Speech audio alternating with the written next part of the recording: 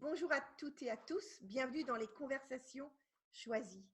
Ces conversations sont nées un moment unique que nous vivons aujourd'hui, c'est ce confinement planétaire, un événement qui fait que nous sommes, quel que soit le pays dans la planète, plus ou moins au même stade, et qui peut être très anxiogène. J'ai choisi d'interviewer pendant ce moment fort des experts, des gens de sensibilités différentes qui ont des regards qui puissent nous éclairer pour lever, je dirais, déjà certaines angoisses personnelles et puis mieux comprendre ce qui se joue.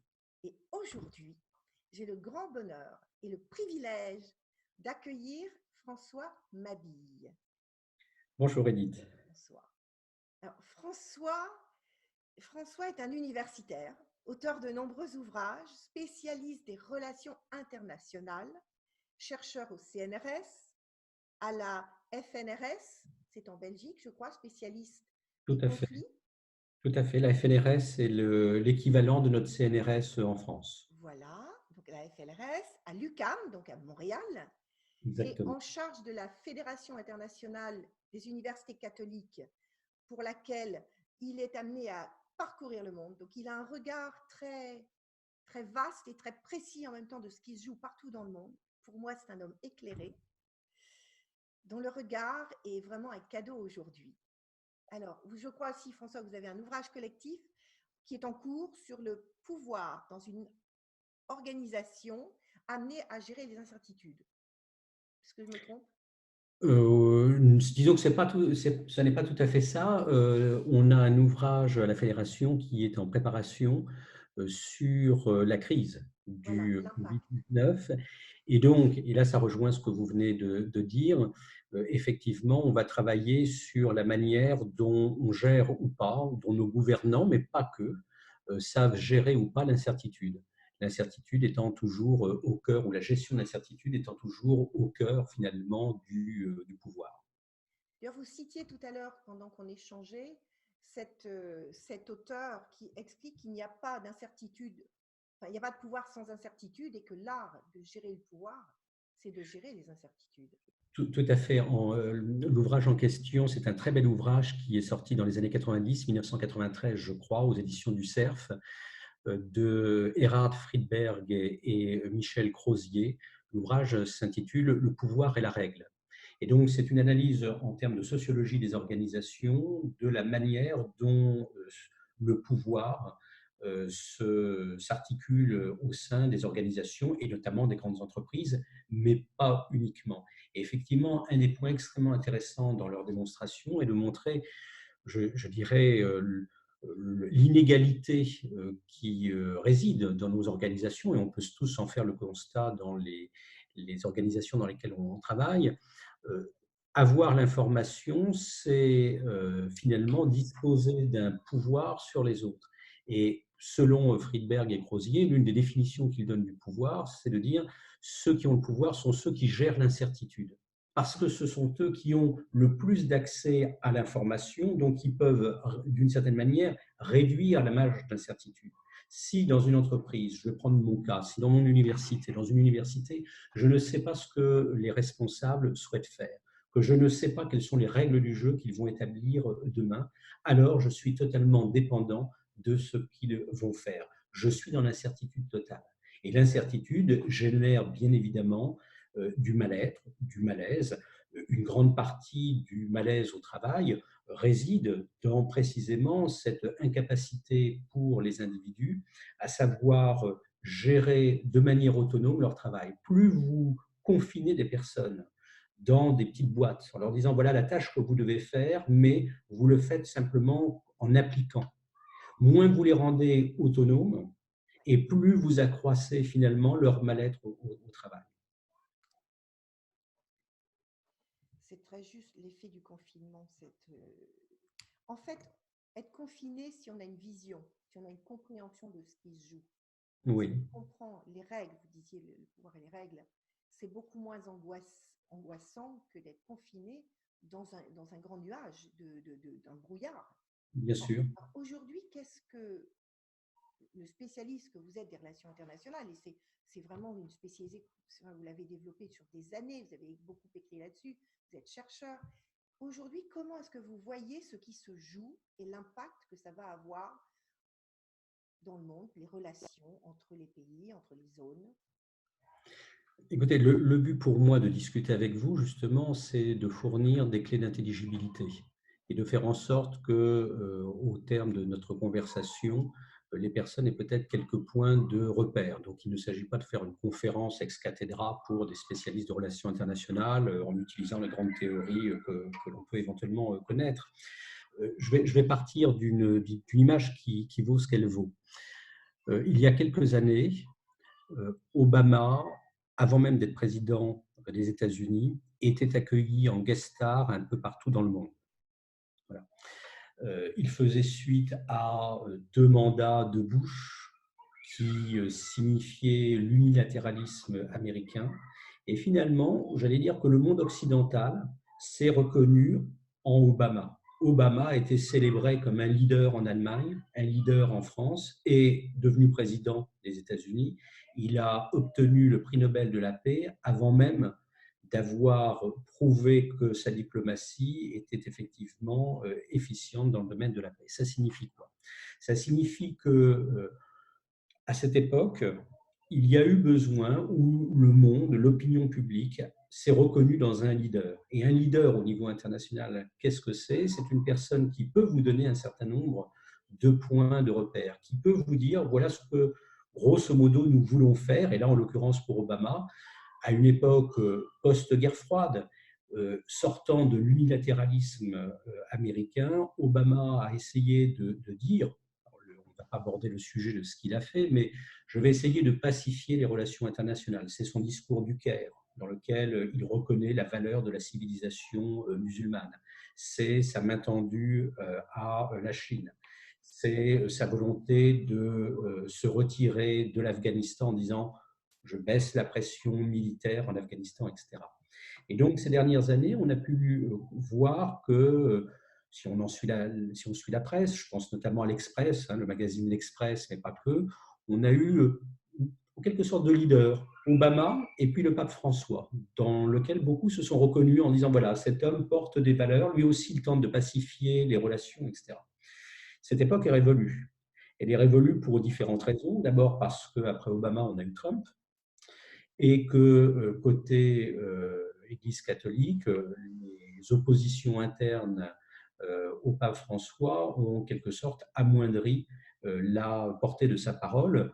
Et par ailleurs, il faut bien constater que l'Église catholique a également un certain nombre de problèmes internes à gérer qui nuisent à sa légitimité. Et aujourd'hui, qu'est-ce qui se passe? Je dirais que, et c'est un petit peu l'objet de notre discussion, bien malin qui peut dire est-ce qu'il y a un pilote dans l'avion? Ce que l'on constate, c'est que finalement, il y a une fragmentation considérable je dirais des relations internationales, une fragmentation, des dissensions, des divisions. C'est un petit peu le règne du chacun pour soi. On voit bien la manière dont l'Europe a traité ou n'a pas traité collectivement ou à la marge l'épidémie, la pandémie sur le continent européen. On voit bien la querelle qui pointe actuellement entre Trump et la Chine, mais peut-être aussi la France et la Chine. On pourrait multiplier les exemples. Et donc, le propos d'aujourd'hui, c'est peut-être d'essayer de manière très simple de replacer un certain nombre d'éléments de compréhension sur les relations internationales et de voir comment la crise du Covid-19 vient percuter, j'allais dire, le cours normal des relations internationales. Les spécialistes, s'ils m'entendent, diront qu'il n'y a pas de cours normal des relations internationales. D'accord. Il y a quand même des régulations et c'est de ça dont je voudrais parler. Vous expliquer dans un premier temps l'espèce de dialectique qui existe et qui régit nos vies quotidiennes entre l'ordre et le désordre dans les relations internationales, et ça a un impact. Je vais vous donner juste un exemple. On pourra y revenir. Existe l'Agence internationale de l'aviation civile. C'est l'organisation de l'aviation civile internationale. Ça signifie quoi? Ça signifie que quand vous prenez un avion, vous êtes à peu près certaine d'arriver à destination parce que l'aéroport de destination obéit aux mêmes règles que l'aéroport de départ. Et donc, un pilote qui va du point A au point B sait que de A à B, les règles sont les mêmes. Voilà. Quand je parle de régulation, c'est de cela. Et toute notre vie quotidienne, y compris lorsque vous allez au marché, lorsque vous allez dans un supermarché, lorsque vous allez chez un médecin, etc., repose sur un minimum néanmoins de régulation. Et donc, c'est ça que je voudrais rappeler. Dans un premier temps, vous expliquer un petit peu comment le monde fonctionne de manière très simplifiée, et puis ensuite, essayer de s'interroger sur et demain, faire un petit peu de prospective. Pourquoi? Parce que aujourd'hui, on est monopolisé sur cette question du Covid. Très bien. Et en même temps, le monde ne s'arrête pas au Covid. Beaucoup de choses continuent de se passer qui, demain, reviendront au premier plan de l'actualité. Et dans le domaine qui me concerne, qui est effectivement celui de l'analyse des conflits, des tensions, de la prévention des conflits, eh bien, il me semble intéressant de pouvoir peut-être fournir quelques clés à vos auditeurs en leur disant, voilà, il y a peut-être 3 ou 4 points sur lesquels j'ai envie d'attirer votre attention parce que demain, ça peut être en septembre prochain, en décembre, en janvier prochain, ces sujets-là seront peut-être dans l'actualité la plus urgente. Juste pour intervenir, c'est vrai que ce que vous avez nommé depuis tout à l'heure, quelque part, c'est aussi les qualités des leaders. On va Oui, avoir besoin de leaders, de phares dans le monde assez complexe, de plus en plus complexe qui se manifeste. Et ce que vous avez nommé comme étant les qualités de leader, que j'ai listées, sur lesquelles on reviendra tout à l'heure, ça fait aussi partie des choses qu'il est important d'intégrer aujourd'hui. oui, Qu'est-ce que pour entraîner avec nous des communautés ou des entreprises ou fédérer autour de nous des gens solides, il faut incarner quelle tout à fait. compréhension, quelle gestion des incertitudes et quelle qualité de leadership pour pouvoir apporter, pour qu'il y ait des pilotes dans les avions. Tout à fait. Et Tout ça, à c'est fait. très important. On y reviendra parce qu'en plus, c'est un de nos sujets communs, Oui. le leadership. Mais Et je dirais que c'est un des révélateurs de la crise. Vous savez que le crise, la racine, hein, crise, crisis, que ce soit en latin ou en grec, ça veut dire jugement, discernement. C'est ce qui provoque finalement, ce qui rend plus urgent une décision. Bon. C'est donc le moment où finalement les failles aussi apparaissent.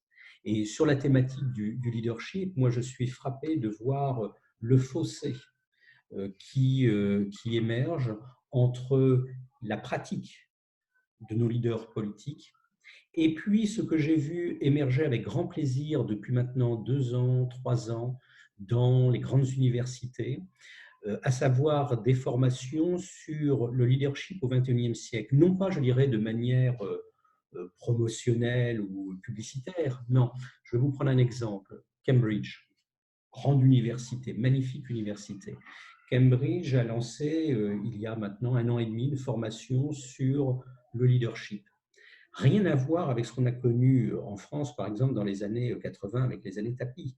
On n'est plus dans le leader qui est le grand entrepreneur, etc. Non, première chose, c'est celui qui a des valeurs. Quelles valeurs? Les valeurs qui sont partagées, ce sont lesquelles? Ce sont celles du XXIe siècle, du troisième millénaire, les valeurs liées au développement humain intégral.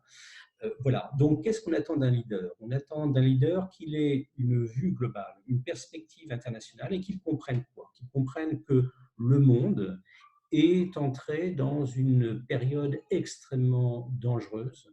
L'avenir est devenu très aléatoire. C'est la crise environnementale, qui est une crise de civilisation, qui est une crise de notre système économique, financier, politique.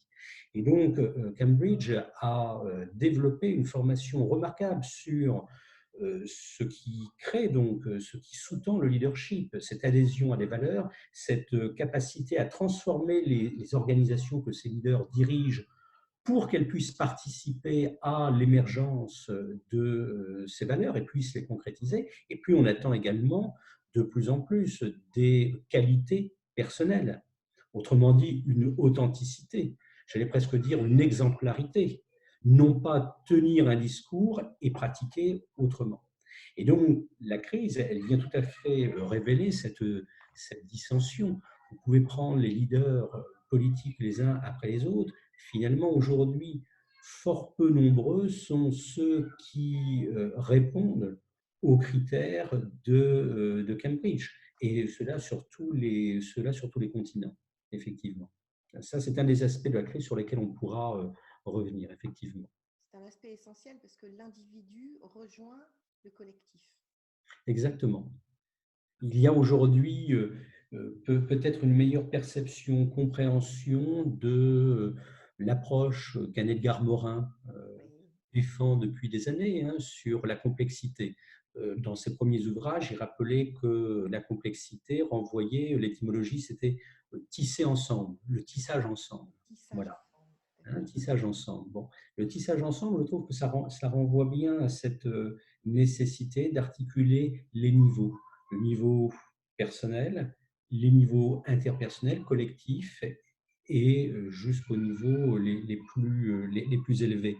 C'est un mouvement qu'on voit apparaître également depuis une quinzaine d'années dans la diplomatie. Pour moi qui travaille sur la résolution des conflits, qu'est-ce qui fonctionne? Fonctionne ce qu'on appelle la multitrack diplomatie. La multitrack diplomatie, si je devais le traduire en français, ça serait la diplomatie à niveau multiple ou à voix multiple. Autrement dit, quand il y a un accord de paix qui tient, ça arrive, vous avez généralement l'ONU, le secrétariat général de l'ONU, qui est partie prenante et qui donne un cadre général. Vous avez des États qui sont des États tiers garants d'un processus de paix avec l'État considéré. Et puis quand vous regardez, vous vous rendez compte que pour que la paix se fasse véritablement dans un État en sortie de crise, je pense à la Colombie parce que j'ai travaillé sur ce cas il y a peu longtemps, eh bien il faut que l'ensemble des acteurs soient partie prenante. Et l'ensemble des acteurs, ça va des partis politiques jusqu'aux maires des villes, jusqu'aux communautés, communautés locales, religieuses et autres. Vous voyez, la multitrack diplomatie, c'est ça. C'est tout Et le bien par tissu rapport au... social C'est un qui tissu doit social, être exactement. irrigué par ces décisions. Et aujourd'hui, si vous voulez, je pense que c'est ce tissu social dont on voit bien à quel point il est, j'allais dire, fracturé ou abîmé, et comment il y a à la fois un manque de savoir-faire organisationnel pour gérer la complexité, et de la part du politique, un manque de confiance. Ce matin, j'étais sur LinkedIn et je voyais le post qu'un de mes confrères avait mis, tout à fait passionnant. Il a mis un post remarquable sur le système sanitaire et de santé en France. Voilà. Pour moi qui ai travaillé ces dernières semaines un peu sur le sujet, je me suis dit c'est encore plus compliqué que ce que je pouvais imaginer. Et il a justement mis, ne serait-ce que pour le cas français, comme, quels étaient les acteurs, de l'acteur le plus local dans votre ville jusqu'au ministère de la Santé et la cellule interministérielle. La crise est mondiale, ça veut dire quoi? Ça veut dire que ce poste qui ne porte que sur le cas français, il faut le multiplier par 160, 170 pour comprendre comment une crise de ce genre peut être gérée au niveau international. Et ça nous renvoie à ce que je vous disais tout à l'heure. À problème mondial doit correspondre une gestion mondiale ou une réponse mondiale. Et aujourd'hui, elle fait défaut. Et c'est ce que la crise montre également, et c'est pour j'en reviens à ce que je vous disais tout à l'heure, dans les relations internationales, il y a tout de même des régulations. C'est ces régulations qu'ensuite je vous rappellerai pour qu'on puisse bien voir ce que la crise du Covid-19 met en exergue comme dysfonctionnement, difficulté à venir et bien évidemment présente. Quand vous parlez d'ordre mondial, il y a, surtout depuis la Seconde Guerre, des organisations qui ont été Tout à fait, tout à fait. posées. Et on voit Trump qui vient de se retirer de l'OMS, on voit d'autres actions Oui, sur l'OMS, où on doute, on met en doute les gens à la tête de l'OMS. C'est très compliqué pour nous qui ne sommes pas des spécialistes, qui avons différentes lectures, de comprendre aujourd'hui quelles sont les organisations qui ont un véritable impact et qui, je dirais, sont vertueuses. oui, C'est-à-dire celles qui portent en elles ce que vous disiez, les valeurs, l'authenticité et une capacité d'exemplarité. oui, tout à fait, C'est quand même trois éléments fondamentaux. Quand on met exactement. confiance dans un politique ou dans une organisation, il faut à minima qu'il y ait ça. Or, Oui. aujourd'hui, on souffre d'un manque de compréhension et de confiance. Donc, qu'est-ce que vous voyez comme Quand vous parlez d'ordre d'ordre mondial, quelque chose qui fédère, qui rassemble, où on puisse finalement faire diriger ensemble ou diriger ensemble vers les bonnes directions communes. Vous parliez de la France, c'est un millefeuille, chaque Oui, pays a ses millefeuilles, ça fait quand même beaucoup de strates partout. tout à fait. C'est- Alors, mes confrères viendront discuter et dire, mais l'ordre mondial, on en discute, on n'est pas d'accord, etc. Je laisse les débats de nouveau de ouais, spécialistes. Bien. Ce que je voulais vous dire, c'est qu'il y a néanmoins, derrière cette notion d'ordre, et j'y reviendrai, une relative normalité dans les relations internationales. Qu'est-ce qu'on peut appeler une normalité? C'est ce qu'on évoquait tout au début en parlant de certitude et d'incertitude. Qu'est-ce qui fait que le monde fonctionne? Le monde fonctionne parce qu'il y a un minimum de régularité dans les relations internationales. Parce qu'on sait que ce qui se fait le 18 avril peut être reconduit le 19, le 20, etc. C'est-à-dire que les situations se reproduisent et se reproduisent de manière prévisible. Cette normalité, ce que j'appelle cette normalité des relations internationales, c'est quoi? Ça signifie qu'il y a des régulations entre les États et des régulations entre les différentes activités, que ce soit celles des entreprises ou des individus à l'échelle internationale. Ces régulations, elles reposent sur quoi? Elles reposent d'abord sur nos appareils diplomatiques. Et j'y reviendrai par la suite. C'est-à-dire que la France a des relations bilatérales avec tous les États du monde. Et donc, l'appareil diplomatique, il est là pourquoi? Il faut se souvenir que le but de la diplomatie, c'est empêcher les conflits, permettre la coopération entre les États. Donc, les appareils diplomatiques permettent cette régulation, ces relations pacifiées, autant que faire se peut, entre les États. Exemple très concret, lorsque notre ministre des Affaires étrangères, M. Le Drian, convoque l'ambassadeur de Chine en France en raison de ses tweets sur la gestion de la France concernant le Covid-19, vous êtes là sur voilà, une petite tension diplomatique. Vous voyez, ça veut dire, attention, l'ordre diplomatique des choses ne va pas. Voilà. Mais l'ordre normal, il est déjà assuré par les relations diplomatiques, notamment bilatérales. Première chose. Deuxième chose, et ça renvoie à ce que vous disiez, l'ordre international, la normalité internationale, elle repose sur les institutions internationales. Toutes les institutions internationales que l'on a bâties depuis 1945. Je vous donnais l'exemple de l'Organisation internationale de l'aviation civile, l'OMS, l'Organisation mondiale de la santé, l'UNESCO dans le domaine de la culture, la FAO dans le domaine de l'alimentation, on ne va pas toutes les lister, l'Agence internationale de l'énergie atomique à Vienne. Vous avez de très très nombreuses institutions internationales qui résolvent des problèmes, empêchent un certain niveau de conflictualité parfois, et en tout cas, je dirais que leur avantage, c'est qu'elles fournissent un cadre régulier de rencontres, de discussions, de régulation finalement entre les États. Voilà. Et ça, j'y reviendrai parce que c'est un des points que l'on oublie actuellement avec le confinement, l'absence de rencontres internationales peut être préjudiciable par la suite. Mais vous voyez, la normalité, ça repose sur ces deux aspects-là, les relations diplomatiques des États et les organisations internationales ou intergouvernementales qui permettent une visibilité, une régularité dans le travail. Et ça, c'est vrai effectivement dans tous les domaines. J'ai peut-être une question naïve par rapport à ça, mais est-ce que vous parlez justement de ces relations entre tous ces membres de ces organisations et vous dites qu'ils se rencontrent, puisque le confinement l'empêche. Est-ce que la part d'humain, c'est-à-dire le fait qu'ils se connaissent, qu'ils aient des vraies relations de respect de personne à personne, qu'ils puissent avoir presque ils peuvent avoir des relations d'amitié qui émergent, ça a un impact où finalement une personne Bien remplace l'autre et c'est une fonction? Bien sûr. Alors ça a un impact, c'est un des grands thèmes sur lesquels on travaille dans les relations internationales, le poids de l'individu par rapport aux structures. Quelques exemples, la poignée de main célèbre Kohl-Mitterrand, hein, Oui, l'amitié de Gaulle-Adenauer, qu'est-ce que ça veut dire? Ça veut dire qu'au-delà des intérêts des États, il peut y avoir des relations entre hommes qui permettent effectivement de maintenir ou de changer le cours des choses. Inversement, on sait très bien que dans les relations internationales, il peut y avoir entre décideurs des biais cognitifs, voire des problèmes de langage qui peuvent au contraire créer des problèmes. Voilà. C'est là que les rencontres sont intéressantes. Hein, le G7, le G9, le G20, etc., on peut en dire ce que l'on en veut, ce que l'on en veut. Il n'empêche qu'en dépit du manque de légitimité de ce club des États, c'est un espace où on se parle. J'allais vous dire de manière triviale, on peut s'engueuler. On a tous en tête Trump quittant, je crois que c'était le G20 qui se tenait au Canada, Trump quittant avant tout le monde la réunion et envoyant un tweet rageur à l'encontre du Premier ministre canadien. D'accord, Vraiment très, très singulier.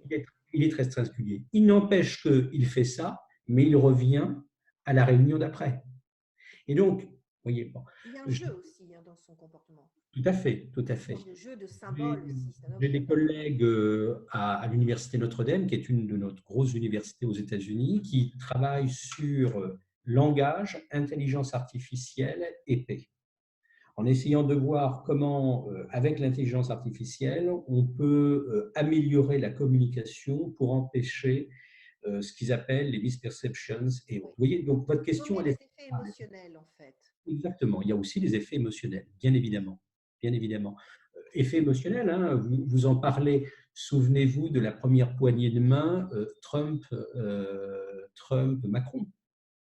Oui. Est-ce Avec que la la marque du main, pouce. voilà, qui va le plus broyer la main de l'autre? Voilà. Oui, c'est amusant. On est dans une réaction qui peut sembler complètement stupide, mais elle montre bien le poids du personnel et de l'interpersonnel, vous avez raison, dans les relations internationales. Ou Et ça serait Sarkozy et peut-être… Poutine. Il y a aussi entre Sarkozy Tout et à fait, Poutine des moments comme tout ça. à fait. Hein, et il est évident, si on veut prendre un autre exemple, on sait très bien que l'antipathie qui existait entre Obama et Poutine est aussi un des facteurs qui explique l'échec des relations finalement américano-russes pendant les 2 mandats d'Obama. L'espèce de mépris que Obama avait à l'encontre de Poutine. Donc ça, c'est un autre aspect effectivement qui rentre, vous avez raison, Edith, dans la normalité des relations internationales.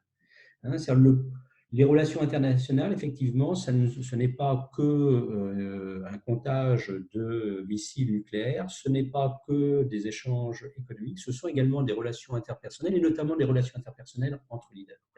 Donc ça, si vous voulez, c'est ce qui fournit, je dirais, une relative stabilité des relations internationales. Et derrière cette notion de stabilité, vous avez effectivement 3 grandes notions.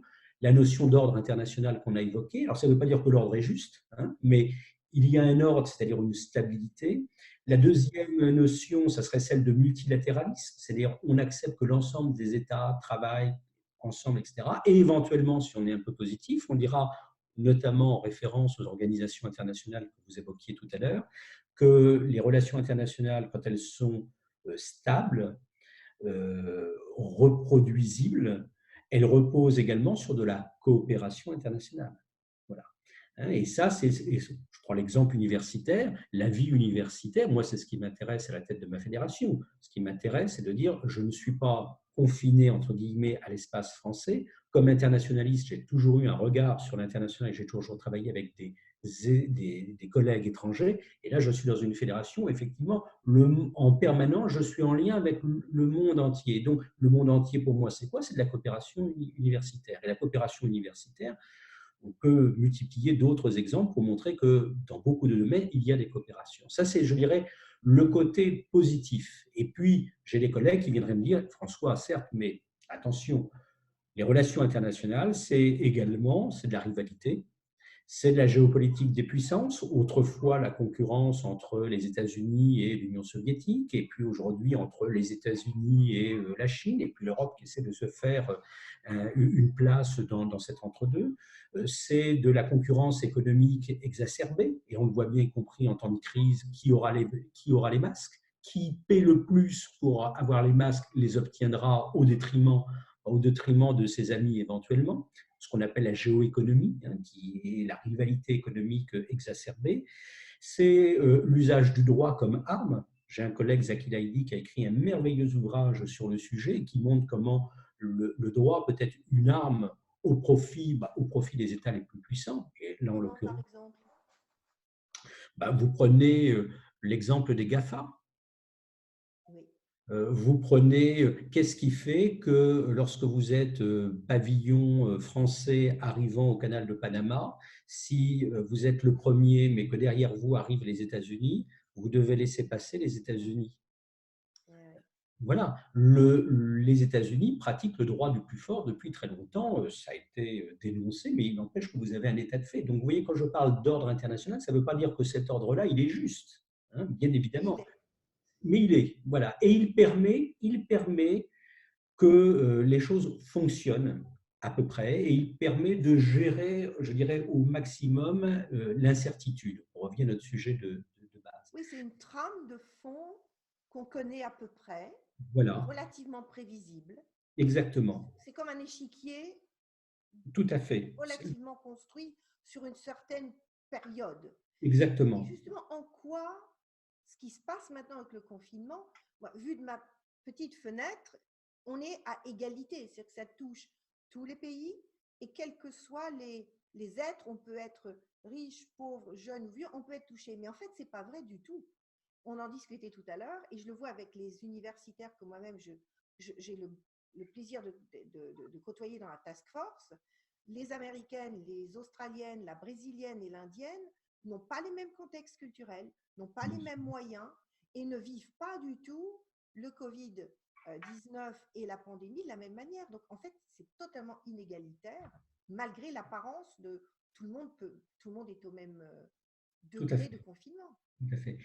Ça fait partie des débats que nous avons entre universitaires. On a longtemps pensé que la mondialisation, c'était une sorte d'homogénéisation culturelle, que nous étions devant, finalement, grâce à Internet, aux nouveaux moyens, de nouvelles technologies de l'information et de la communication, que nous étions tous égaux. Complètement faux, complètement faux. Il suffit de voyager pour s'en rendre compte. Et comme vous le disiez, moi, je fais à peu près un tour et demi, 2 tours du monde par an. Je vois des situations mais extrêmement disparates. Et je vous dirais que, y compris pendant la crise, on voit bien des façons de réagir, des comportements ou un accès à l'information extrêmement différents. Je vais vous donner un exemple qui date d'il y a quelques jours où nous avons organisé au sein de la Fédération un webinaire. Une trentaine de personnes étaient inscrites et on a vu apparaître sur l'écran un malheureux qui avait son téléphone et qui était sous les lignes téléphoniques pour essayer tout simplement de capter les ondes, alors que dans son université, ça lui était totalement impossible. Donc, il y a une inégalité, il y a des inégalités qui sont criantes et que le Covid vient manifester. C'est vrai pour nos États dits riches, qui le sont. J'entendais ce matin une spécialiste nous dire: ah, mais vous savez, tout Paris est confiné, mais il n'empêche qu'il y a une inégalité au sein de Paris. Quels sont les arrondissements les plus touchés, les 18e et 19e arrondissements, Les qui se plus trouvent denses. être, voilà, les plus denses, les plus pauvres, quand vous regardez la sociologie de ces deux arrondissements. Bon, voilà, on a très rapidement une différenciation sur l'impact. Et ce qui est vrai à cette toute petite échelle l'est bien évidemment à l'échelle internationale. Et si vous voulez, moi, c'est ce qui m'intéresse dans ce que je prépare avec mes collègues, dans ce qu'on tente d'étudier, c'est de voir cet impact du Covid dans les relations internationales, définies, comme je le disais tout à l'heure, par cette sorte de dialectique entre un ordre international et puis des menaces permanentes, donc entre ordre et Ordre et désordre. désordre. Voilà. Et ce que l'on voit apparaître, si vous voulez, c'est quatre grandes menaces ou quatre grands impacts que l'on va avoir à la fois à mesurer, mais qu'il faudra traiter dans les mois et les années qui viennent. Alors, ces impacts, quels sont-ils? Je dirais d'abord qu'il y a une montée des tensions et des dérégulations. La montée des tensions, on a tendance à minorer cet aspect, mais la Corée du Nord continue ses essais. La Corée du Nord continue ses essais avec ses missiles, etc. Bon. La crise entre les États-Unis et l'Iran, elle perdure. La situation de guerre en Syrie avec ce jeu extrêmement dangereux de la Russie et de la Turquie continue. Voilà. Donc les tensions continuent d'exister, sauf que aujourd'hui, elles ne sont plus régulées puisque les personnes ne peuvent plus se rencontrer. Ça veut dire quoi? Ça veut dire que pour un certain nombre d'hommes politiques à travers la planète, la crise du Covid, c'est presque une opportunité, une configuration qui ouvre les possibles. Alors, on le voit à l'échelle internationale avec, par exemple, la Corée du Nord. On le voit également dans le domaine des droits de l'homme, qui est le deuxième impact. L'OSCE à Vienne ne cesse de tirer la sonnette d'alarme en disant attention, et l'ONU fait la même chose au niveau du Conseil mondial des droits de l'homme. Attention, on voit bien qu'en Iran, en Arabie saoudite, en Turquie, dans d'autres pays, le confinement est l'occasion de réduire encore un peu plus les libertés publiques. On voit que lorsque les prisons saturent, on laisse partir des prisonniers de droit commun, mais comme par hasard, les prisonniers politiques, eux, restent en prison. Oui, on a déjà là deux impacts.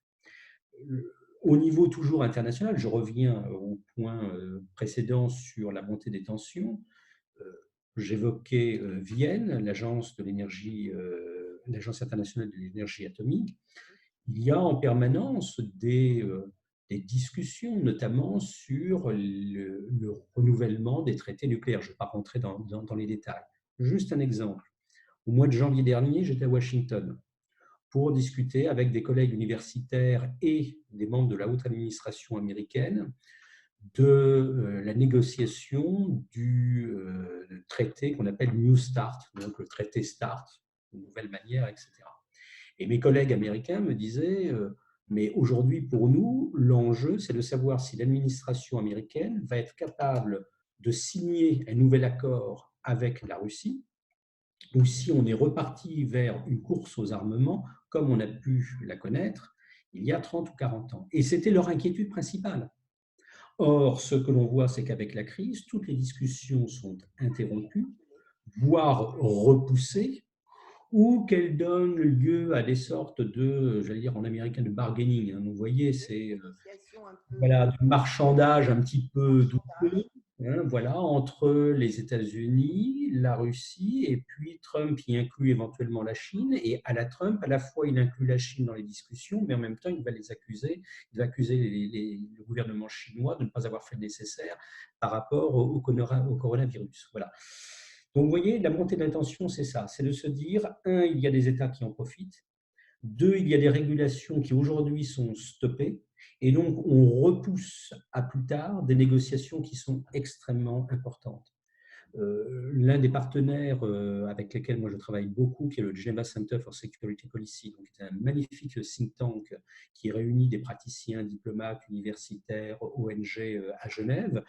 J'ai là-bas un collègue et ami, Marc Finot, qui fut un de nos grands ambassadeurs, spécialiste de ces questions-là, et qui me disait, mais aujourd'hui, c'est la question centrale. La question des arms control, hein, du contrôle des armements, est une question centrale pour la paix. Plus de pilotes dans l'avion. Plus de pilotes dans l'avion. Est-ce qu'il y a une vraie volonté?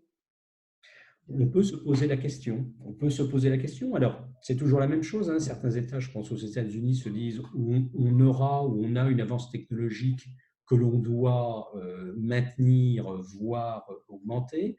D'autres qui disent oui, mais quand on a une avance, cette avance, elle est toujours momentanée. Et on voit bien que, par exemple, le lien entre recherche militaire et intelligence artificielle, quand vous allez voilà, travailler ces sujets-là, vous ne pouvez pas dormir pendant 8 jours et 8 nuits. C'est impossible. On voit des Après, choses il y a aussi les armes bactériologiques qui sont encore un autre, bactériologiques. Exactement. sont Marc un Finot, troisième angle. tout à fait. Marc Finot, dont je vous parlais, va justement faire dans cet ouvrage collectif une contribution sur ce sujet. C'est-à-dire, quand vous prenez un virus comme le Covid-19, j'allais presque dire virus banal, hein, c'est-à-dire virus naturel qu'on ne sait pas gérer, mais C'est un virus, voilà. un vrai virus. Vous le comparez à une guerre bactériologique. Qu'est-ce que ça veut dire? Ça veut dire que dans le monde se préparent des éventuelles guerres de demain qui sont complètement folles et qui ne feront pas 19 000 morts ou 20 000 morts dans les États, qui feront bien plus de morts et avec des États qui seront complètement pris au dépourvu. Pour voir, ne serait-ce que dans un État comme la France, comment notre État-providence est pris au dépourvu et comment notre gouvernement bidouille, hein, et c'est de gérer en réactivité, mais en ayant été incapable d'être proactif, en quelque sorte. Et il n'est pas le seul. Et il n'est pas le Et seul. cette notion de guerre bactériologique, d'ailleurs, nourrit beaucoup de fake news ou de théories complotistes Tout à partout qui fait. sont très anxiogènes Bien et sûr. souvent complètement détachées des réalités aussi. On Exactement. arrive dans un monde fantasmatique Tout où à même fait. ce qui peut être C'est juste là, est noyé dans un fatras exactement. C'est là d'élucubrations. qu'il faut être très juste, si vous voulez, en se disant, voilà, soyons très stricts sur la définition du Covid-19. Ça ne doit pas nous empêcher de réfléchir à une comparaison avec ce qui se passerait et notre état de préparation si, au lieu d'avoir le Covid-19, on avait une arme bactériologique préparée dans tel ou tel laboratoire à travers le monde. Et ce collègue, Marc Finot, va travailler là-dessus, justement, puisque c'est l'une de ses spécialités. Et je serais vraiment curieuse de lire en effet le rapport qui va sortir et tout ça, mais il semble qu'aujourd'hui, construire finalement des virus qui est ce genre de portée pour une guerre bactériologique, c'est à la portée des plus grands laboratoires pointus. C'est quelque Oui, chose. alors disons On que n'est pas dans le rêve, on est dans le. tout à fait. Disons que c'est à la portée de nombreux États Oui, et que là encore, tout repose sur la régulation internationale. Donc, vous voyez, on revient au premier sujet. Quand on présente systématiquement les relations internationales comme étant des relations non régulées, c'est faux. C'est faux. Heureusement qu'il y a des régulations internationales, et notamment sur ces enjeux-là, qui sont des enjeux nucléaires, bactériologiques, pour éviter que ne se propagent des pratiques complètement démentielles. Et la crise, vous voyez, c'est aussi ce qu'elle vient affaiblir. Elle vient affaiblir, c'est pour ça que j'ai commencé par les régulations, elle vient affaiblir ces mécanismes réguliers de rencontres, de discussions, de négociations. Donc ça, c'est le premier aspect. La montée des tensions, la faiblesse ou l'affaiblissement des régulations internationales, notamment sur ces sujets-là. On a évoqué la question la des droits de privation de l'homme, liberté après. des privations de liberté. Vous avez également un autre impact, alors qui est d'un ordre différent. Vous avez deux autres impacts qui sont d'ordre différent, mais qu'on doit aussi avoir en tête. C'est l'impact sur la gouvernance des États.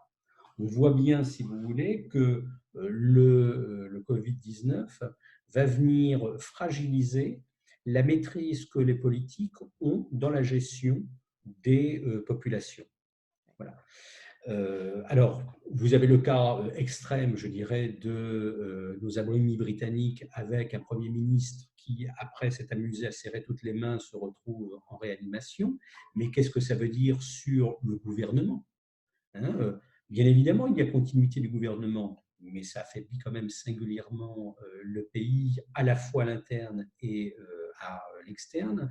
On voit bien ce qui se passe en Italie, en Espagne, pour prendre deux pays voisins.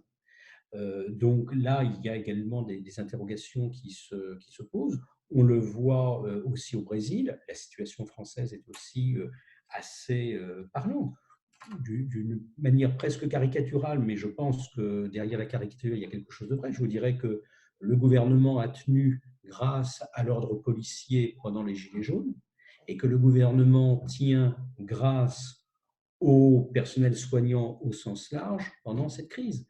Et pour préparer un système d'alerte dans le futur avec les universités et du coup être dans des réseaux médicaux en France et à l'international, j'avoue que je suis sidéré, épaté par l'ingéniosité, le travail que ce corps médical fait au quotidien.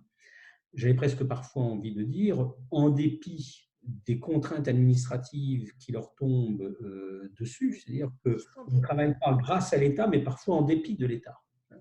Donc, vous voyez, Ah, quand mais on parle de gouvernance, c'est de se dire, vous avez aujourd'hui je dirais, deux hypothèses hein, qu'on a parmi les spécialistes. Vous avez une première hypothèse qui consiste à dire, regardez, l'État renforce la surveillance des populations.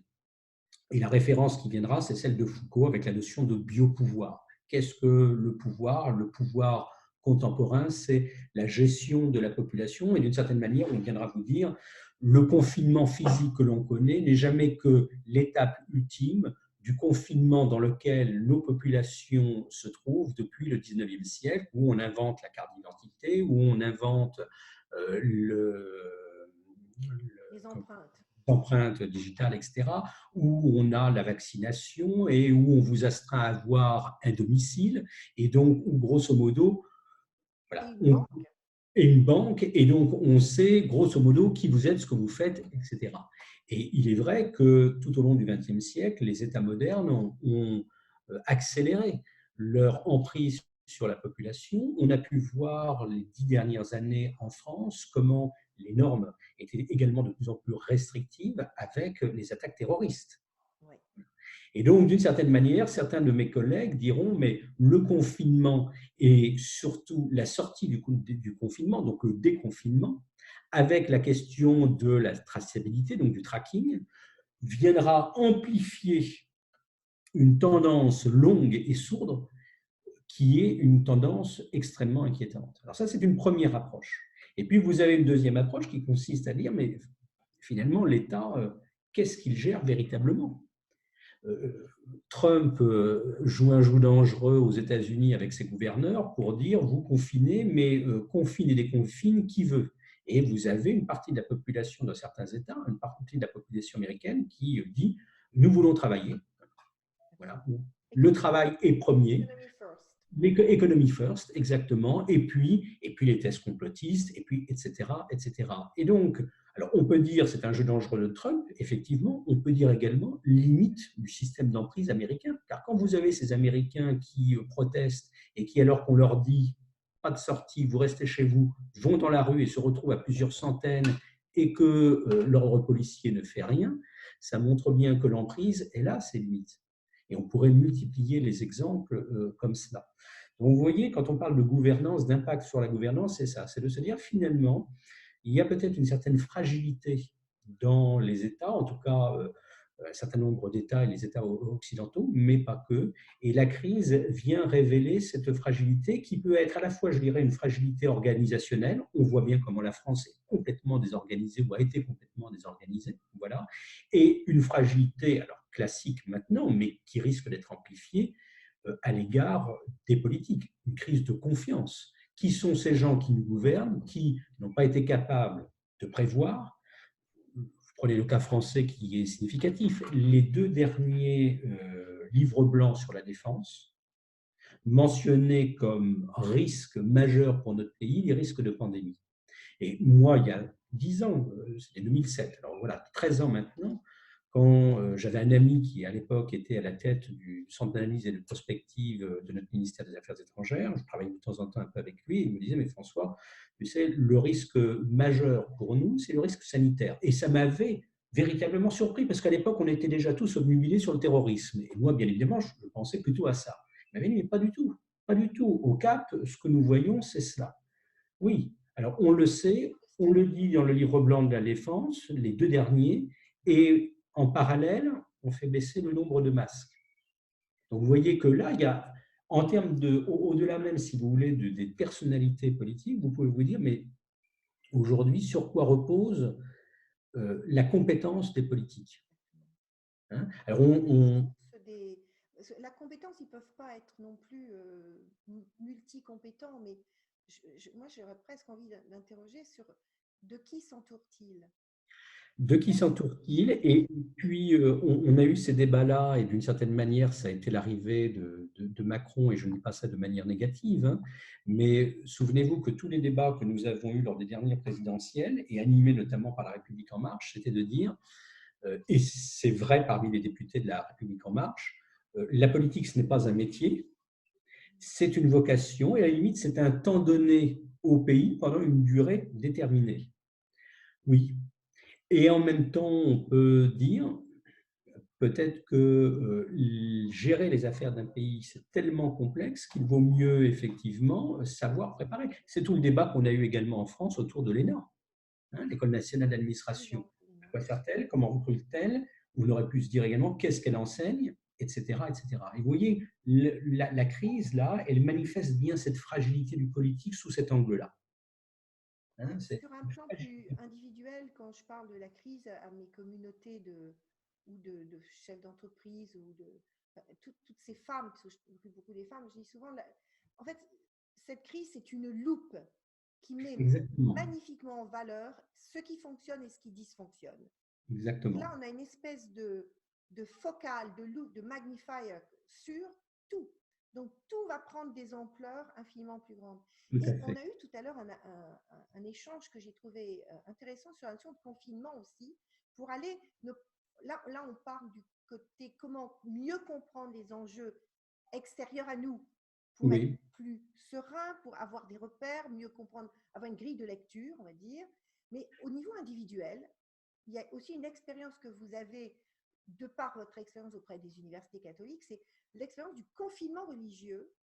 oui. Qu'est-ce qu'on peut apprendre de toutes ces personnes qui ont vécu, qui ont choisi le confinement dans leur vie, qui puisse être transposé sur comment quelqu'un comme moi, comme vous, toutes les personnes que nous sommes, pouvons tirer parti du confinement pour mieux comprendre l'extérieur et mieux se comprendre et devenir des personnes exemplaires. Je vais vous répondre par une anecdote qui semblera plutôt négative, mais je vais la retourner pour en faire un élément positif. Il y a 20 ans maintenant, un peu plus, les années, oui, 20 ans, je faisais assez souvent des conférences, notamment pour les ordres religieux. Hein, c'est-à-dire précisément parce qu'ils sont confinés, que la plupart du temps, ils n'ont pas la télé ou ne souhaitent pas avoir accès aux informations, etc. Donc, pour un certain nombre d'ordres religieux, le rapport au monde extérieur se fait par la presse. Pourquoi? Parce que la presse permet déjà une sorte d'idée de distanciation. Hein, on n'est pas… voilà. Et puis par des invités extérieurs. Et donc, un certain nombre d'ordres font venir comme ça des conférenciers à raison d'une fois par mois qui viennent traiter d'un certain nombre de sujets. Et donc, moi, je venais parler des relations internationales. Et dans un de ces ordres, les cisterciens, pour ne pas les nommer, donc vous voyez, très strict justement, où vous avez encore la clôture. La clôture, c'est la séparation entre l'ouverture au public et l'espace qui est régi uniquement par et pour la communauté. Et donc, pour ne pas que je déjeune seul, on avait demandé à un des frères de venir déjeuner avec moi. Et jeune universitaire, je me lance dans une sorte d'éloge de la vie monastique, de la solitude, etc. Et l'homme que j'avais en face de moi avait 78 ans. Il était rentré dans cette communauté à l'âge de 18 ans, il n'en était jamais sorti. Voilà. Donc, très bel exemple de confinement. Et en réponse à mon ode au confinement religieux, il m'a répondu ceci: François, vous savez, au bout de 60 ans dans cette communauté, je ne suis pas sûr que moi et mes confrères, nous prions toujours le même Dieu.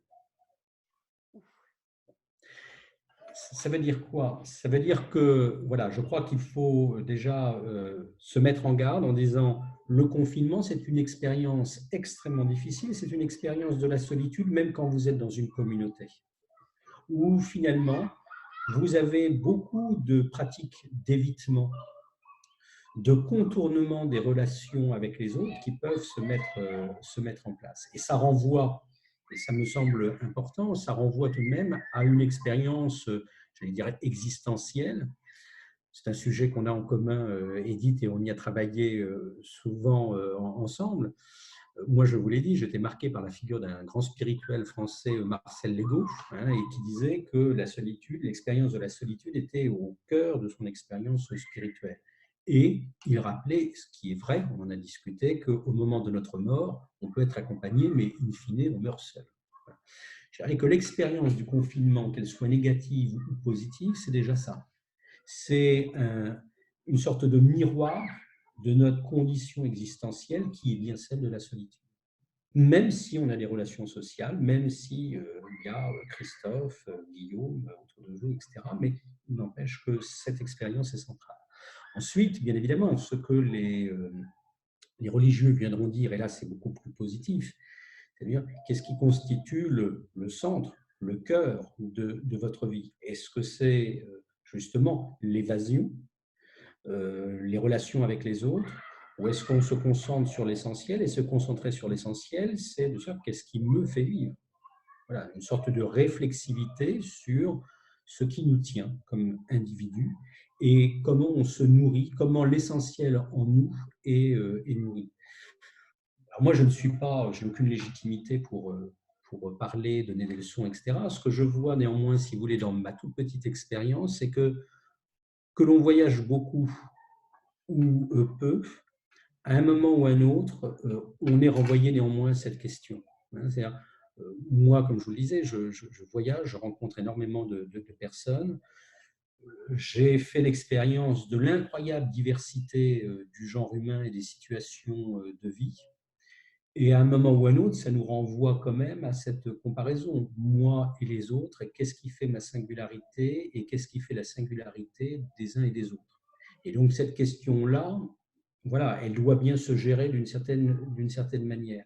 Et ce n'est pas dans le brouhaha, ça n'est pas dans les multiples relations interpersonnelles que ces questions-là se gèrent. Et je pense que les religieux, c'est ce qu'ils viennent nous dire, même si pour certains d'entre eux, ils n'échappent pas au risque.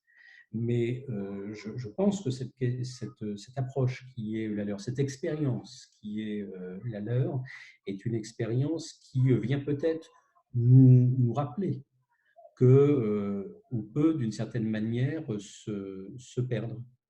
On peut oublier ce qui nous constitue véritablement. On le retrouve d'ailleurs, cet aspect-là, ce retour ce soi, se retrouve à quel moment?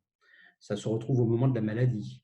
On est malade et d'un seul coup, je parlais de normalité. Nous parlions de normalité au début de notre discussion. On a une normalité de notre vie quotidienne. Voilà. Et puis vous êtes malade, d'un seul coup, ce qui était presque sans saveur devient. On n'a pas. Voilà, il fait beau. À Paris aujourd'hui, il fait beau. On pourrait sortir. J'aime bien sortir. Oui, bah, ce qui me semble naturel ne l'est plus. Je ne peux plus sortir. Voilà.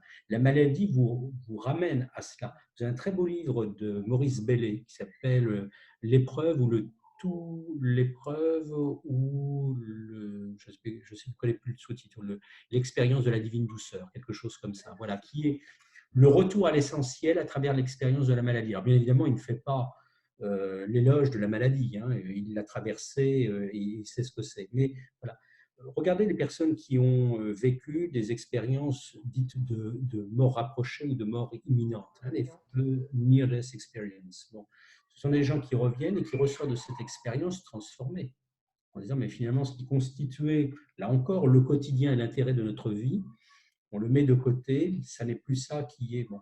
Lorsque vous connaissez la mort d'un enfant, c'est la même chose. Vous êtes d'un seul coup catapulté dans un autre monde et on est ramené à l'essentiel. Et je pense que les religieux, dans ce qu'ils tentent de vivre, à travers une très grande diversité d'expériences, c'est cela, c'est essayer d'être lié à l'essentiel. Ça ne veut pas dire qu'on peut le vivre qu'en étant confiné dans une cellule de monastère.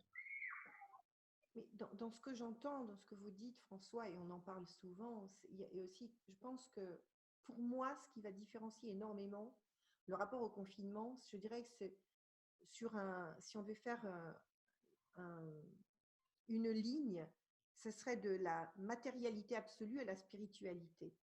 C'est-à-dire que plus on a une vision spirituelle, c'est-à-dire un peu détaché du matériel, qui peut s'échapper de la matière. On parlait de la mort. Quand on a fait une EMI, la mort d'un mur que l'on passe devient un voile. C'est juste un voile qu'on traverse. Et la vie devient une autre forme de vie, et la mort est une autre forme de vie. C'est-à-dire qu'il y a déjà des passages. Mais plus on a une dimension spirituelle, plus on est capable de se connecter. Vous parliez de verticalité tout à l'heure sans le nommer, mais plus on a cette verticalité, cette quête de quelque chose d'authentique, une quête en soi de quelque chose qui est notre source, quel que soit le nom qu'on lui donne, euh, on va vivre le confinement d'une manière singulière, certes, mais probablement avec plus de profondeur et de détachement. Et c'est ce mélange de profondeur et de détachement qui est peut-être la clé. La profondeur parce qu'on est en liaison avec quelque chose en nous qui est parfaitement authentique, une voix, quelque chose, voix VOX et VOIE, qui nous guide et qui nous donne de la hauteur, et le détachement parce qu'en fait, on se rend compte aussi que tout ça est un grand théâtre. Tout à fait. Et moi, ce qui m'intéresse, c'est cette ligne très, très ténue, ce que le professeur Joyeux appelle la fine pointe de l'être. Mais cette ligne très ténue qui fait qu'on peut, tout en étant dans la matérialité, dans la réalité des relations, des gens, du monde tel qu'il se joue, de l'économie, et en même temps avoir cette capacité de prendre de la hauteur et de considérer que tout est possible et tout peut être modifié parce qu'on a en nous cette capacité à remodeler son monde. Quand vous disiez que ces différents cisterciens, moines cisterciens finalement n'avaient pas le même Dieu, c'est-à-dire que chacun avait reconstruit son propre monde. Chacun avait donné une forme, une image, une couleur à sa vision de sa verticalité. Mais c'est peut-être que des habillages. Oui. Derrière pas dans ce que j'exprime. Oui, tout à fait. Dans ce que vous dites, je retrouve alors une thématique qui a été beaucoup travaillée par les religions, notamment le christianisme. Ça fonctionne souvent par phase. On a tendance à oublier parfois ou à jeter voilà, les expériences du passé. Il y a eu pendant très longtemps au XXe siècle une thématique qui a été une thématique centrale, qui était celle de l'homme unifié. Et dans ce que vous dites, je pense qu'il y a cela et qu'on retrouve dans les grandes traditions spirituelles, monothéistes, mais pas uniquement, c'est-à-dire la thématique du corps, la thématique de l'esprit et la thématique de l'âme. Voilà. Et au-delà donc de cette réunification des trois aspects, le fait, si j'utilise des notions un petit peu obsolètes, l'association du spirituel et du temporel, ne pas être que dans l'un ou dans l'autre, et puis également l'association du moi et des autres, vie personnelle, vie interpersonnelle. Voilà. À la fédération, on a été reçu par le pape au mois de novembre dernier, donc on a eu, comme ça, une audience intéressante. On venait lui présenter les résultats de nos travaux. Il arrive qu'il soit de bonne humeur. Donc, pour qu'il soit de bonne humeur, il faut lui parler, c'est assez simple, vous lui parlez d'éducation parce qu'il aime bien cette thématique-là. Bien évidemment, si vous lui parlez migrants, réfugiés, ça lui tient à cœur. Et donc là, on venait parler d'enjeux de santé, justement, et de la manière dont nos universités travaillaient ces questions-là. Il s'est écarté de son discours. Il y avait un discours que, visiblement, voilà, ses secrétaires lui avaient préparé. Et alors, il est en train de le lire. Et puis, pendant un moment, il nous a regardés. Et il s'est lancé dans une improvisation, alors plus ou moins improvisée, si j'ose dire, parce que visiblement, c'est des choses auxquelles il réfléchit, qu'il doit dire assez souvent. Il nous tenait ce discours, il nous a dit, mais vous savez, un éducateur et les universités, quelles qu'elles soient, elles doivent avoir des relations avec leurs étudiants sous trois angles. Elles doivent toucher la tête, elles doivent toucher les mains et elles doivent toucher le cœur. Les mains, les cœurs, etc. Et il veut dire quoi? La tête, c'est bien évidemment, on est dans un espace intellectuel et on est là pour la production et la transmission de connaissances. C'est la tête. Voilà. Les mains, c'est quoi? C'est des connaissances qui ne sont pas utiles. Et on renvoie là à la question du leadership qu'on évoquait tout à l'heure, c'est-à-dire des connaissances qui ne sont pas utiles pour une action profitable aux uns aux autres, c'est une connaissance inutile. Donc, il faut que la tête et les mains agissent de concert. Et pour qu'elles agissent de concert, il faut une médiation. La médiation, c'est la médiation du cœur. Voilà. Pourquoi j'ai besoin de ces connaissances? Vers quoi j'oriente ces connaissances? Voilà. On retrouvait là cette thématique de l'homme unifié, côté, je dirais, universitaire, mais je crois que ce que vous dites est profondément juste et que ça renvoie, l'autre thématique que l'on trouve, c'est aussi celle de l'homme relié. Hein, l'homme relié, spirituel, temporel. L'homme debout, on dit aussi. Voilà, exactement. L'homme debout. Et la crise nous renvoie finalement à cela. Et quand je dis elle nous renvoie à cela, je pense que, pour revenir à votre question, elle le renvoie également aux limites du discours des acteurs religieux. Moi, je suis frappé, si vous voulez, puisque c'est un de mes domaines d'études, hein, il y a tout ce qui porte sur relations internationales, conflits, etc. Puis l'autre, c'est les acteurs religieux. Je suis frappé de la béance qui ne cesse d'augmenter entre le discours, j'allais dire, des institutions religieuses, qui ne cesse de dire le monde va mal, il n'y a plus d'appétence pour la spiritualité, etc. Et au contraire, la formidable demande de spiritualité, de sens qui émerge. Et d'une certaine manière, c'est également ce que l'on voit pendant cette crise. Hein. Je lisais un article récemment qui disait, mais on est vraiment à l'époque des makers. Hein. C'est-à-dire ces gens qui arrivent à faire, à bidouiller, à trouver des solutions. Et moi, je vois bien au milieu Reverse the universitaire matrix, oui, c'est ça. comment, avec une imprimante 3D, je vais créer le masque, ou je voyais hier que des jeunes ingénieurs avaient créé une coudière, alors qu'on met à la poignée des portes, et pour ne pas prendre la poignée de porte avec ses Ah, mains, d'accord. on crée une coudière et on met on appose son coude et ça ouvre la porte. Bon, petit exemple, mais il y en a des milliers qui montrent que les gens inventent, réfléchissent et sont derrière cette question du sens, avec, alors là, c'est vraiment le cas de le dire, hein, le cœur et la main. Et c'est ce qui apparaît également, effectivement. J'écoutais ce matin Annick de Souzenel qui a passé sa vie à étudier les textes sacrés, tous les textes fondateurs. Je crois qu'elle a plus de 95 ans aujourd'hui, donc encore plus âgée que maman, que vous connaissez. Et elle parlait des religions en disant que le souci, c'est la façon dont elles ont été transmises, Tout à fait. codées et finalement enfermées, parce que la spiritualité est au-delà. Tout à fait. Elle parlait de l'arche de Sont- la connaissance, elle oui, parlait des séphirotes. Enfin, on voit bien qu'entre les codes de la religion et la structure qui s'est mise en place et l'appel à quelque chose de plus grand finalement, qui est oui, inhérent à l'humanité, il y a un écart qui oui. est aussi compliqué peut-être qu'avec nos politiques. Aujourd'hui, quel homme, quelle institution peut vraiment être exemplaire et représenter l'appel profond des humains?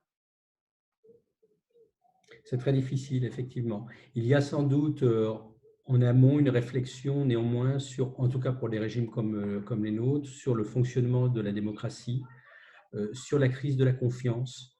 Euh, et ces derniers jours, la polémique que l'on a eue sur le confinement des personnes âgées après même la fin du confinement, sur laquelle, alors voilà, qui était une décision politique sur laquelle le président vient de revenir. Et j'entendais Emmanuel Hirsch, qui est donc de ceux qui dirigent et qui font partie du comité national d'éthique, disant mais faisons confiance aux personnes. Elles sont responsables. Bien sûr. Et par derrière, je pense que, et ça, ce sont des sujets qui sont travaillés, je pense notamment à tout ce qu'Érosan Vallon a pu écrire sur le sujet, mais il n'est pas le seul. Effectivement, cette manière de retravailler la démocratie, alors si on veut utiliser les thématiques classiques, hein, comment on passe de la démocratie représentative qui nous fonde depuis le 19e siècle à une démocratie plus participative, mais aujourd'hui, le terme même de participatif ne suffit plus. Hein. Par derrière, on voit bien qu'il ne s'agit pas simplement de participer, c'est qu'il y a aussi des relations, et cette relation de confiance que l'on évoque est sans doute au cœur d'un projet à réinventer, et en tout état de cause, elle est au cœur de la crise du politique telle qu'on la connaît. Et je pense que les femmes, avec leur puissance yin, leur empathie, leur sensibilité singulière, ont un grand rôle à jouer dans la construction de ce monde plus humaniste, de ce leadership humaniste, avec des hommes plus dans le subtil, comme vous, comme il y en a beaucoup maintenant. Mais je crois vraiment, en tout cas, qu'il y a quelque chose à organiser, à laisser germer pour que cette vision d'un monde plus humaniste, peut-être plus égalitaire, en tout cas plus respectueux de l'environnement aussi, parce on est un des éléments de la planète. On n'est pas le monde. Nous sommes une des espèces. Il y a, et je pense qu'il y a vraiment une revisite complète à faire d'un monde plus qui a à la fois la verticalité et l'horizontalité bien posée, Tout à fait. Tout avec à une fait. conscience. Moi, ça, c'est mon rêve à moi, que j'exprime avec autant de. C'est ce qui me pousse aujourd'hui, c'est ce qui m'habite. En tout cas, François, vraiment un grand, grand, grand merci pour cet échange. C'est toujours un. J'aime bien dire c'est un grand kiff. J'adore échanger avec Charles. Merci à vous de m'avoir invité, c'était un grand plaisir. Si en dessous de la vidéo, on mettra comment avoir accès à vos ouvrages, vous contacter si on en a envie, évidemment. Je mettrai Ok. aussi les liens vers ce que je fais. Et puis, merci. Puis, le mot de la fin que vous auriez envie de livrer, qu'est-ce que ça serait? Le mot de la fin, oh, je n'en ai guère. Je n'en ai guère. Le, Non, écoutez, il y a un très beau titre d'un jésuite, François Varillon, qui a écrit un livre qui renvoie bien finalement à cette dualité qu'on vit actuellement. Cet ouvrage s'intitule Beauté du monde et souffrance des hommes. Hmm. Voilà. Et je trouve qu'il est très, très révélateur et très, très, très bien vu. Alors, c'est un titre qui m'a longtemps agacé, que j'ai lu. Voilà, c'est un ouvrage qui est sorti dans les années 70 et que j'ai relu à la faveur du confinement. Et d'une certaine manière, alors que j'aurais dû y penser auparavant, la pertinence du titre m'est apparue en étant là où je suis actuellement et quand je travaille dans le bureau de l'autre côté où je donne sur un jardinet avec, bon, et le matin, il y a le soleil, la petite cour avec les arbres, le ciel bleu. Et d'un seul coup, je me suis dit, mais je comprends le titre. Beauté du monde, mais le monde tel que le ciel est d'un bleu extraordinaire, il fait doux, il y a un printemps comme on l'a rarement connu, le monde est beau. Et puis, pour être connecté sur Facebook avec des amis qui sont dans les Alpes, etc., et que ce monde est beau. Et en même temps, souffrance des hommes. On est dans une situation de souffrance, même si effectivement ça se gère plus ou moins bien suivant les cas. Et je pense que ce titre est un titre qui est évocateur et qui amène effectivement de nouveau à réfléchir plus loin. Qu'est-ce qui vient structurer cette dialectique? On a commencé par la dialectique ordre-désordre, hein, à la fois régulation et puis des menaces. Et finalement, c'est de nouveau cette dialectique sur laquelle on peut finir. Beauté du monde et souffrance des hommes. Comment réarticuler ces deux aspects? J'aime beaucoup. Merci François. À Merci. très bientôt. Je suis heureux de vous avoir sorti de votre piscine. Vous savez que j'ai bien failli vous écrire à 15 heures. Je dors.